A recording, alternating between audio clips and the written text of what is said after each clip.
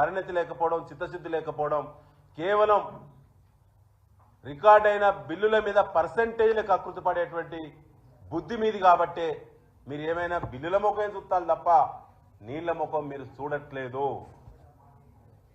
ఇవాళ దేవాదుల దగ్గర ఆనాడు 71 మీటర్ల ఎత్తులో నీళ్ళు ఎత్తాల్సిన పరిస్థితి వచ్చినప్పుడు ప్రత్యేకంగా మరి 581 మీటర్ల ఎత్తైనటువంటి ప్రాంతానికి ధర్మసాగర్ తర్వాత నీళ్ళు ఎత్తాలంటే అది లోపభూయిష్టంగా ఉన్నది, గత పాలకులు చేసినటువంటి దేవాదుల ప్రణాళిక అని చెప్పి కేసీఆర్ గారు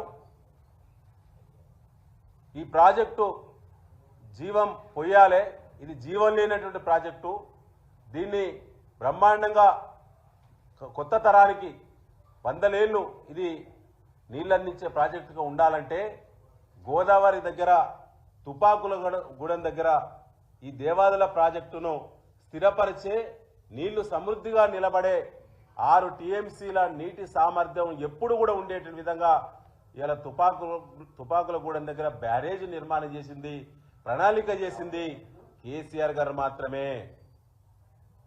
దాని పేరు సమ్మక్క సాగర్గా పెట్టుకున్నాం, మేడారం అమ్మవారి యొక్క పేరు. ఇలా సమ్మక్క సాగర్ అందుబాటులోకి వచ్చింది. సమ్మక్క సాగర్ దగ్గర నీటి నిల్వలు పుష్కలంగా ఉన్నాయి. మరి పంటలు ఎందుకు ఎండిపోతున్నాయో సిగ్గున్నటువంటి మంత్రులు నిన్న మాట్లాడాల్సిన అవసరం ఉండే.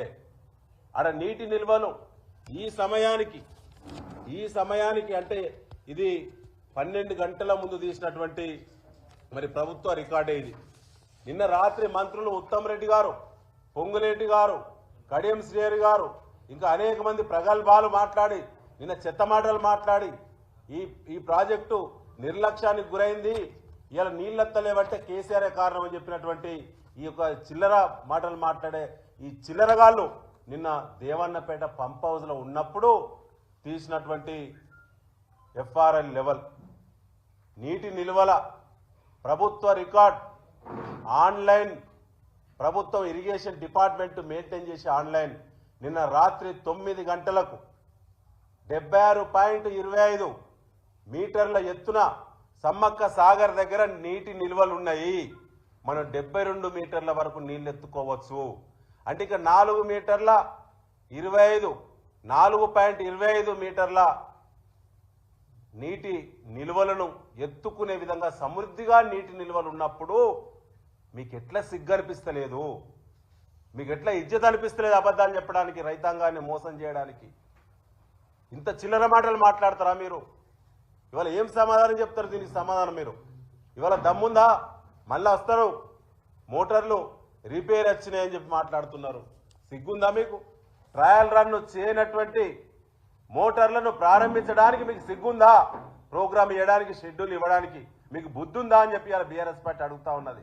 ఇది మోసం కాదా?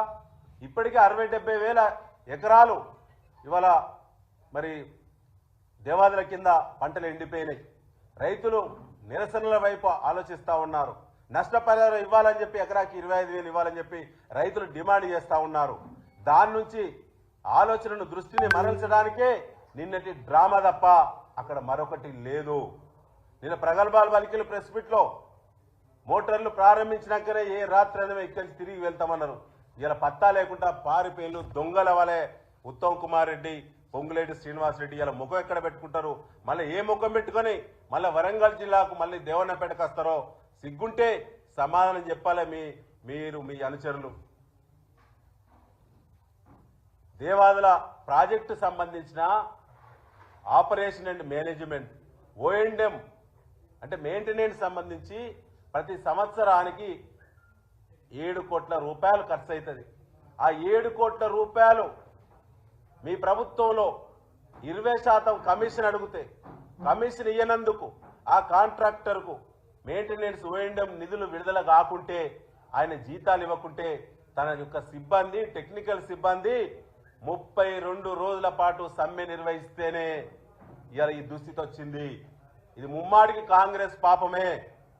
ఈ జిల్లాలో దేవాదుల ప్రాజెక్టు మొట్టమొదటిసారి గత 10 ఏళ్ల తర్వాత ప్రాజెక్టు నిర్వహణలో ఇలా వైఫల్యం చెందింది కాంగ్రెస్ పార్టీ ఈ సంవత్సరం. దీనికి కాంగ్రెసే ప్రధాన కారణం. ఇవాళ నిన్న మాట్లాడుతున్న వాళ్ళు ఏమని మొత్తము కేసీఆర్ బాధ్యుడు దీనికి ప్రాజెక్టు నిర్లక్ష్యానికి గురైందని చెప్పి ఇవాళ మేము ఛాలెంజ్ చేస్తా ఉన్నాం. దేవాదుల ప్రాజెక్టు 2001లో ప్రారంభమైంది. దేవాదుల ప్రాజెక్టు 2001లో ప్రారంభమైంది.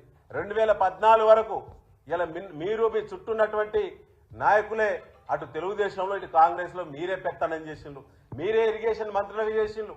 నిన్నటిదాకా కేసీఆర్ ఎంబడి కడియం శ్రీహరి గారు ఉప ముఖ్యమంత్రి స్థానంలో ఉండి ఆయన ప్రాంతానికి మరి నీళ్లు ఇవాళ లోటు ఎందుకైందో ఆనాడు చెప్పే ధైర్యం లేదా, దమ్ము లేదా? మీకు పదవి ఉండంగానే పెదాలు మూసుకున్నారా? ఆత్మవిమర్శ చేసుకోవాలి.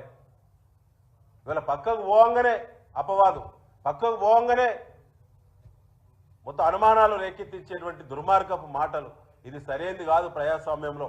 ముఖ్యంగా మిత్రులారా, ఇవాళ సమ్మక్క సాగర్ బ్యారేజీని వరంగల్ జిల్లా సస్యశ్యామలం కావడానికే గోదావరి అడ్డంగా బ్యారేజీ నిర్మాణం చేసుకున్నది ఆనాడు కేసీఆర్ గారి నాయకత్వంలో.